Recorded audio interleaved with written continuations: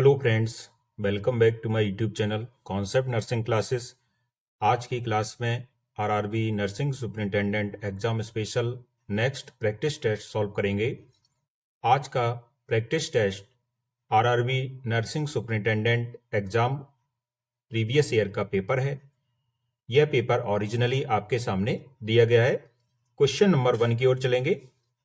Complete the analogy, सादृश्य पूरा करें। पर्ल नेकलेस फ्लावर, जिस प्रकार पर्ल नेकलेस से संबंधित है उसी प्रकार फ्लावर किससे संबंधित होगा? Option A garden, bouquet, petal, plant. Correct answer is option B bouquet.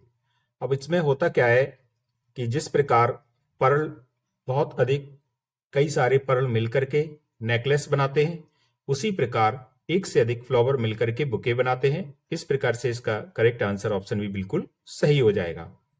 Next question, यह भी मैथमेटिक्स से संबंधित क्वेश्चन है। Find compound interest on ₹5,000 at 12% per annum for 1 year compounded half yearly. तो यहां पर क्या है कि 5,000 रुपए पर चक्रवृद्धि ब्याज ज्ञात करना है, जबकि जो रेट ऑफ इंटरेस्ट है 12% प्रतिवर्ष के हिसाब से लगाई गई है इस 5,000 रुपए पर, लेकिन अर्धवार्षिक रूप से वो जोड़ी जाती है। तो सबसे पहले तो सूत्र की ओर चलते एक फॉर्मूला होता है कंपाउंड इंटरेस्ट का, CI equal to A minus P। अब यहां पर हम लोगों को ए भी नहीं दिया गया है, तो सीधा सा सूत्र लिखेंगे A बराबर P 1 प्लस R अपॉन 100 की पावर T माइनस P। इस फॉर्मूले से इस क्वेश्चन का सॉल्यूशन निकल आएगा। अब यहां पर जब P की वैल्यू 5,000 रखेंगे, अब यहां पर कुछ चीजें आपको ध्यान रखनी योग्य हैं कि जब 12% की जो पर एनम लग रही है रेट ऑफ इंटरेस्ट, चूंकि हाफ ईयरली लगाई जाती है, इसलिए यहाँ पर हाफ ईयरली में 6 आ जाएगा और यहाँ पे 100 करेंगे और टी आपको रखना है कितना? 2 रखना है, माइनस पी की जगह आपको 5,000 रखना है। जब इसको सॉल्व करेंगे तो सीधा सा ये 5,000 आ गया। 5,000 के बाद ब्रैकेट में 100 का इसमें भाग दिया तो 1.06 इसका स्क्वायर हो जाएगा और उसमें से -1 कर देंगे। तो इस प्रकार से जब इसका सॉल्यूशन निकाला जाएगा तो ये सॉल्यूशन आपका आएगा 618, जो कि करेक्ट आंसर ऑप्शन बी बिल्कुल सही हो जाएगा। नेक्स्ट क्वेश्चन की ओर चलते हैं। Chronic diarrhoea is caused by, chronic diarrhoea किसके कारण होता है? Corynebacterium diphtheriae, intestinal parasites, Candida albicans, Mycobacterium tuberculosis. Chronic diarrhoea ये इसका जो कारण होता है ये है intestinal parasite. So the correct answer is option B. Next question, ये क्वेश्चन भी आपका मैथमेटिक्स से संबंधित ही है। इन दी फॉलोइंग जो यहां पर दिया गया है, if man is coded as min and woman is women, then child will be coded as CHOLD, CHULD, CHELD, CHALD। यहां पर मैन का जो कोड है ये MIN हो रहा है और वुमिन का कोड क्या हो रहा है? वुमिन हो रहा है। तो इसको जरा ध्यान से देखें तो इसमें क्या आता है कि ये जो ई है और आई है ये बॉबिल्स होते हैं। तो बॉबिल्स जो होते हैं वो 5 होते हैं इंग्लिश में, AEIOU।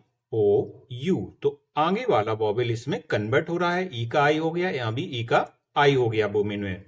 तो इस प्रकार हम देखेंगे चाइल्ड में जो आई के आगे का वोविल है ये ओ है। इस प्रकार से इसका करेक्ट आंसर ऑप्शन ए बिल्कुल सही हो जाएगा। Next question, the spinal cord is made up of, रीढ़ की हड्डी बनी होती है।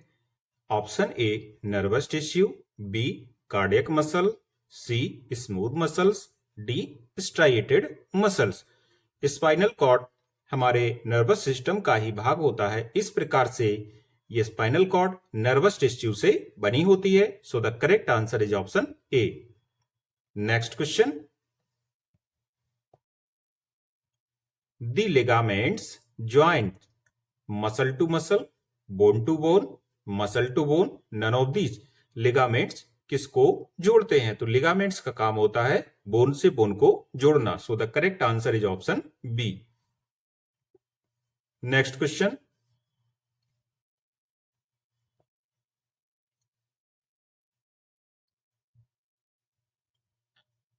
on your way to take an examination, you suddenly get an attack of diarrhea. If you stop at a nearby drugstore for an over-the-counter opioid with anti-diarrheal action, you will be asked for. परीक्षा देने जाते समय अचानक आपको दस्त का दौरा पड़ जाता है। यदि आप नजदीकी दवा की दुकान पर डायरिया रोधी प्रभाव वाली ओवर द काउंटर ओपियोइड के लिए रुकते हैं तो आपसे पूछा जाएगा। तो इसका मतलब है कि आपको कौन सी दवा इस समय लेनी चाहिए जब आपको परीक्षा देने एग्जामिनेशन हॉल में जाना हो और आपको डायरिया हो जाए। Option A codeine, B dextromethorphan, C diphenoxylate, D loperamide. Correct answer होगा इसका ऑप्शन डी। लोपेरामाइड एक ऐसी दवा है जो कि ओपियोइड एंटी डायरियल के रूप में काम करती है। नेक्स्ट क्वेश्चन की ओर चलेंगे। Penicillin was discovered by. Penicillin की खोज किसके द्वारा की गई थी? Michael Faraday, sir Alexander Fleming, William Harvey, Charles Goodyear. Correct answer is option B. Penicillin की खोज अलेक्जेंडर फ्लेमिंग द्वारा की गई थी, इसलिए यहां पर बी ऑप्शन सही हो जाएगा। Next question, movements of baby felt by the pregnant mother are known as. गर्भवती मां द्वारा महसूस की जाने वाली शिशु की गतिविधियों को कहा जाता है? Lightening, engagement, quickening, ballottement. Correct answer होगा इसका ऑप्शन सी, क्विकनिंग कहा जाएगा। गर्भवती मां द्वारा महसूस की जाने वाली जो भी शिशु की हलचल होता है उसको क्विकनिंग बोला जाता है। Next question,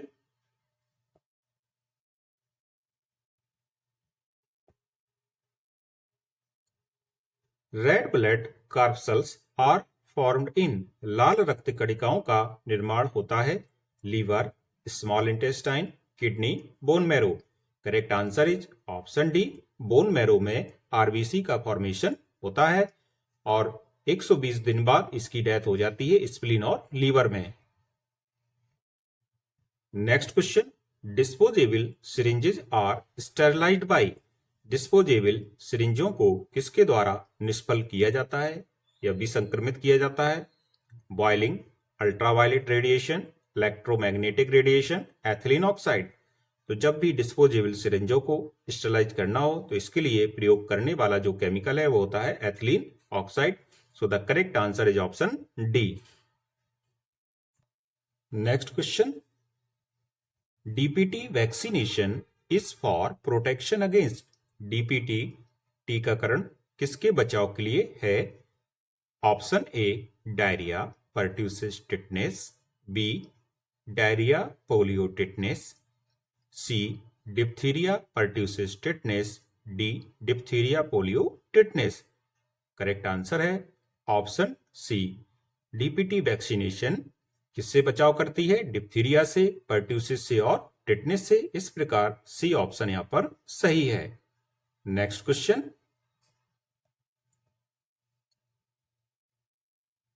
the transfer of genetic information from one generation to the other is accomplished by।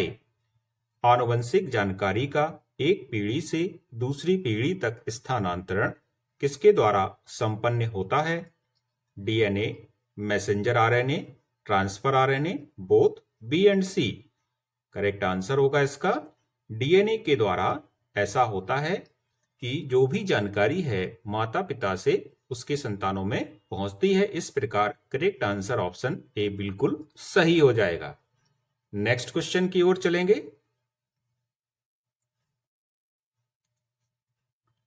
Find out the odd pair from the following.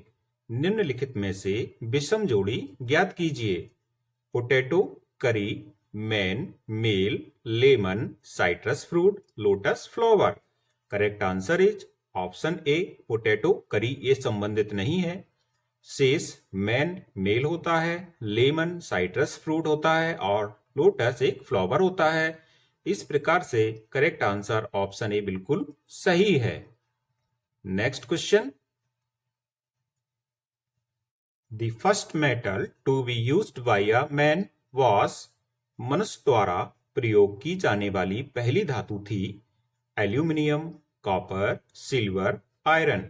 Correct answer is option B copper. Next question,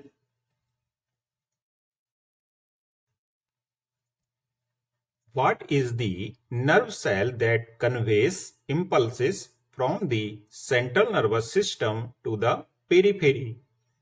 वह तंत्रिका कोशिका कौन सी है जो आवेगों को केंद्रीय तंत्रिका तंत्र से परिधि तक पहुंचाती है? Option A cilia, B afferent neuron, C dendrite, D efferent neuron. Correct answer is option D efferent neuron. इस फिगर के माध्यम से हम लोग समझ सकते हैं कि किस प्रकार से स्किन से एफरेंट नर्व के द्वारा जो भी संवेग, जो भी सिग्नल है वो पहुंचते हैं। जैसे कि यदि आपके स्किन में किसी ने सुई चुभाई तो उसका ये संदेश स्पाइनल कॉर्ड में जाएगा। तो जिसके द्वारा, जिस नर्व के द्वारा ये संदेश जाते हैं उनको एफरेंट नर्व बोला जाता है। और बदले में जो भी सिग्नल्स ब्रेन और स्पाइनल कॉर्ड इसको भेजता है मसल्स के पास, इसको हम लोग कौन सी नर्व के द्वारा होता है? ये होता है इफरेंट नर्व के द्वारा। अब इसको ऐसे हम लोग समझ सकते हैं कि एफरेंट नर्व ये एडमिट करती है, अपने अंदर लाती है, और इफरेंट नर्व एग्जिट करने का काम करती है। मींस ये सेंसरी नर्व होती है और ये मोटर नर्व होती है। नेक्स्ट क्वेश्चन की ओर चलेंगे। Which structure is responsible for protecting the foetus? भ्रूण की सुरक्षा के लिए कौन सी संरचना जिम्मेदार है? Decidua, amniotic fluid, corpus luteum, yolk sac. Correct answer होगा इसका ऑप्शन बी, जो एमनियोटिक फ्लूइड होता है ये भ्रूण की सुरक्षा या फीटस का प्रोटेक्शन करने का कार्य करता है। इस प्रकार करेक्ट आंसर ऑप्शन बी बिल्कुल सही है। Next question,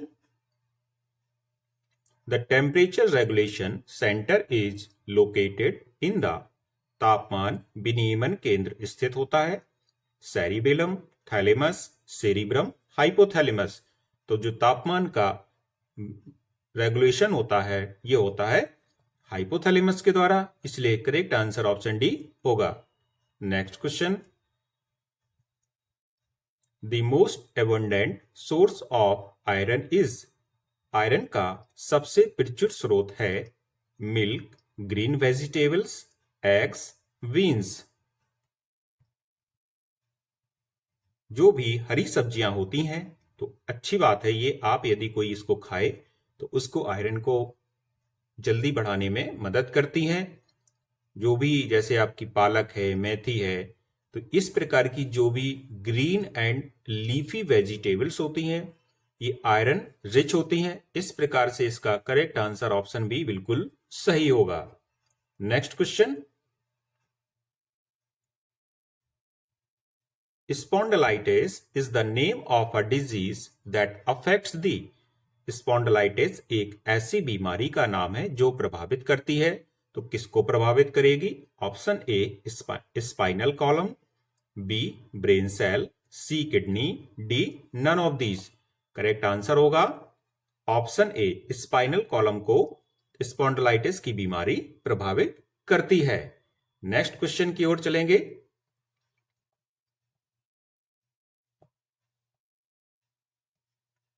The human body needs a constant supply of proteins to survive. The first part of the digestive system to begin digestive protein is. मानव शरीर को जीवित रहने के लिए प्रोटीन की निरंतर आपूर्ति की आवश्यकता होती है। प्रोटीन को पचाना शुरू करने वाला पाचन तंत्र का पहला भाग है। मीन्स आपको बताना है प्रोटीन का पाचन कहां से शुरू होता है। Option A mouth, B stomach, C small intestine, D large intestine. Correct answer is, बताइए। ऑप्शन बी इसका बिल्कुल सही होगा, स्टमक करेक्ट आंसर है। नेक्स्ट क्वेश्चन की ओर चलेंगे। A patient is to be given 20 units of insulin if 1 ml of insulin solution contains 40 units. How much insulin is to be given in ml? एक मरीज को 12 यूनिट इंसुलिन दी जानी है यदि 1 मिलीलीटर इंसुलिन घोल में 40 इकाइयां हैं तो मिलीलीटर में कितना इंसुलिन देना होगा? 0.5 ml, 0.4 ml, 0.3 ml, 0.2 ml। तो देखिए यहाँ पर इंसुलिन में आपको निकालना है कि कितना ml दिया जाएगा। तो सबसे पहले यहाँ पर जो लिखा है कि 1 ml में है 40 यूनिट, तो इस प्रकार से हम देख सकते हैं कि 1 यूनिट जो बराबर हो जाएगा 1/40 ml के हो जाएगा। अब मरीज को 12 यूनिट देना है तो 12 यूनिट बराबर हो जाएगा 1/40 इंटू 12। 40 का जब 12 में डिवाइड करेंगे तो ये कितना आता है? 0.3 ml। So the correct answer is option C. Persons of AB blood group are universal acceptors because AB blood group के व्यक्ति सार्वभौमिक स्वीकर्ता होते हैं क्योंकि option A they can receive blood from persons of all blood groups, they have no antibodies in their blood, they lack antigens, they have a special protein in their blood plasma that inhibits clotting. देखिए आप लोग अच्छी तरह से जानते हैं कि blood group A B होता है, इसमें कोई एंटीबॉडी नहीं पाई जाती है, जिस प्रकार से यह एक यूनिवर्सल एक्सेप्टर का काम करता है और किसी भी ब्लड ग्रुप वाले व्यक्ति से ब्लड ले सकता है। इसलिए यहां पर बी ऑप्शन सही होगा। Next question. Radiocarbon dating is used to estimate the ages of. Radiocarbon dating का उपयोग आयु का अनुमान लगाने के लिए किया जाता है। तो किसकी आयु लगाने के लिए रेडियोकार्बन डेटिंग का प्रयोग करते हैं? तो इस प्रकार के जो क्वेश्चंस हैं ये नर्सिंग में पूछे जाने वाले जीएस से संबंधित क्वेश्चन है। तो एक अच्छा पोर्शन जीएस का भी नर्सिंग में आता है, इसलिए इस प्रकार के क्वेश्चंस को आपको बिल्कुल स्किप नहीं करना है, क्योंकि जो भी कंपटीशन है एक एक नंबर उसमें बहुत अधिक इंपॉर्टेंट होता है। तो पहला ऑप्शन है babies, fossils, rocks, ancient buildings. तो करेक्ट आंसर होगा इसका जो फॉसिल्स होते हैं उनका पता लगाने के लिए, उनकी आयु का पता लगाने के लिए रेडियोकार्बन डेटिंग का प्रयोग किया जाता है। तो इस प्रकार से करेक्ट आंसर ऑप्शन बी बिल्कुल सही होगा। और फॉसिल्स को हम लोग हिंदी में जीवाश्म कहते हैं। करोड़ों लाखों साल पहले जो पत्थर की चट्टानों में दबे हुए रह गए थे, उनसे आज उनकी जो आकृति उस पत्थर पर निकल के आती तो उसी को जीवाश्म बोला जाता है। तो जीवाश्म का मतलब ही होता है जीवों का अंश, एक जीवों का अंश है जिसको इंग्लिश में फॉसिल्स बोला जाता है। अब इसकी यदि एज पता करनी हो तो इसके लिए रेडियोकार्बन डेटिंग तकनीक का प्रयोग करेंगे।